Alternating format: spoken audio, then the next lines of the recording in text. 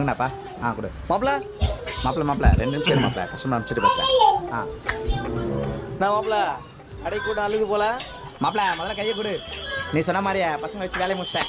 2 நாளாக கூட்டம் பிச்சுக்குது. நானா சொன்னேன்? மாப்பிள்ள இங்கே வாங்க. சொல்லு மாப்பிள.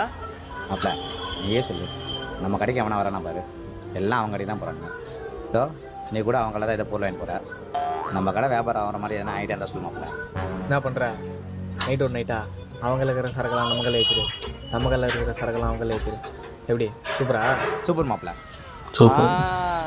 சரி மாப்பிள, பால் பாக்கெட் ஒன்று கொடு. பால் பாக்கெட்டா? டேய் பால் பாக்கெட் எவ்வளோ ஆச்சு? மாப்பிள்ள பரவாயில்ல மாப்பிள்ள விடு. டேய் சொல்கிறேன். அட நமக்குள்ள பரவாயில்ல விடு. டேய் பரவாயில்ல ரெண்டு சொல்கிறேன். அப்படியா? நம்ம எவ்வளோ பாச்சு? 36 ஆச்சு. 36 பாப்பா.